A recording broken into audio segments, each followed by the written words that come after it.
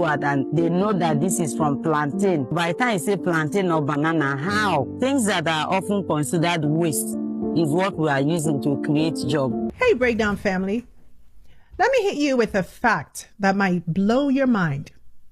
The global hair industry is worth over $100 billion. And guess who's fueling it? Black women all over the world. Across Africa, across the diaspora, we're the #1 consumers of weaves, wigs, extensions, braids, and everything in between. But here's the catch. Despite our spending power, we own almost none of the supply chain. The hair, mostly manufactured in China, India, and Brazil, packaged there, branded there, and then sold right back to us for profit. But what if I told you someone is flipping the script right now in a powerful way from a small workshop in Nigeria, using nothing but creativity, innovation, and plantain stems? Yes, you heard that right. Plantain stems. I recently watched a video that just left me floored. Not just because what this woman is doing is one of the most innovative things I've seen in a long time, but because it is exactly the kind of story I believe will shape Africa's future. A woman in Nigeria, Tare Robinson Korumeni, has figured out how to turn plantain and banana stems into hair extensions.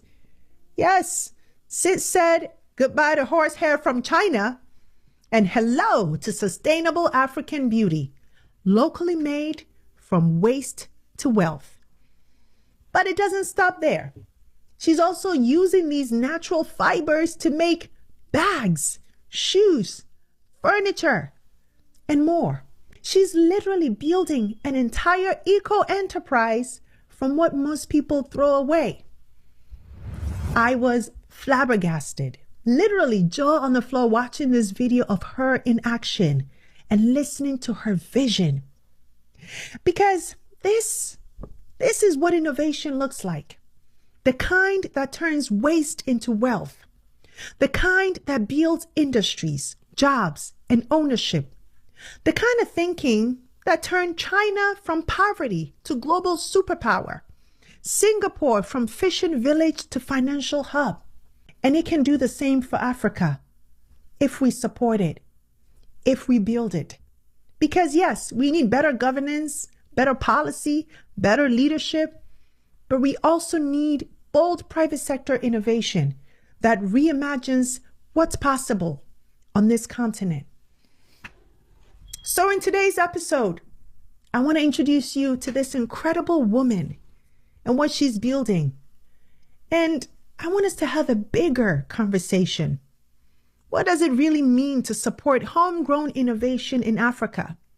How do we shift from always waiting on government to realizing that the private sector and we, the people, have power too? Because here's the truth. There are many more Tares out there, visionaries, inventors, creators, you watching, and all they need is visibility, investment, and belief. Because trust me, if we don't invest in people like Tare right now, someone else will. And they'll be the ones on Forbes while we're still importing bundles. And that's why I also want to shout out the filmmaker who brought her story to light, Chidera Inrafo. Make sure you check out his YouTube channel. Link is in the description. So if you're ready to be inspired, challenged, and reminded of the genius brewing across this continent, stick with me, because this is the story we need to be telling. And please help me bring Tare's story to the world by sharing it with as many people as you can, your group chats, your socials, whatever else you use, so we can come together to get Tare the support she needs to take this transformative vision to the next level. Now, before we dive in, a big welcome to all our new subscribers and members. We're so thrilled you're here. And for our members, I have a special bonus segment for you where we dive into the economics, history, and power behind hair, and why Tare's innovation could be the start of something much bigger for Africa and you. And if you're watching and haven't joined us yet, please consider this your invitation. We would love for you to be a part of our growing family here at PanaGenius TV, where we bring you global Black stories told with truth, with care and intention, and where we mobilize from talk to real action and power. And speaking of power, I just want to remind you that I will be bringing you coverage from the 2025 NABA convention in Las Vegas, happening June 2nd through the 6th. Now, if you don't know about NABA, it is the largest gathering of Black professionals in the United States and, yes, in the world. We're talking about CEOs, executives of Fortune 500 companies, investors, accountants, scientists, engineers, technologists, the exact kind of brilliant minds we need to help people like Tare scale. Nearly 5,000 of them will be coming together for a week of learning, networking, empowerment, a celebration of Black excellence and brilliance. And yes, I'm so excited to be bringing you exclusive coverage straight from the conference. Now, if you're interested in attending, just head over to nabainc.org to register and be a part of the action. All right, now let's get into it. So in this particular video, I want to meet up with this amazing lady that is making hairs like attachment from plantain stems. And this is, I was really curious when I heard about this. So I came to meet her, and I want her first of all to introduce herself to us and tell us more about how she started and all of that. So without wasting much time, you guys know I don't like to talk too much. I'll let her do the introduction herself. So ma, please, what's your name? And if possible, the name of your brand. Okay, my name is Tare Robinson, Okay. Korumene. And well, as a company, it's EcoFit Nigeria Limited. But for the hair, it's Dunali Hair. That's the brand name, yes, for the hair. So just drive us through what you guys do here. For now, we are making hair extensions Okay. from plantain and banana pseudo stem. The waste, when you cut plantain and the waste that comes out, mostly when the farmer collects his fruit, the tree, we call it, to simplify it, is the pseudo stem or trunk, but simple terms, it's called the tree. So they just cut the fruit and then cut the tree, scatter it in the farm, and it rots away like that. Yeah. So that waste, that tree that is a waste, that's where we extract out the fiber. There's a fiber in it. So we extract out the fiber and then go through a process of softening it.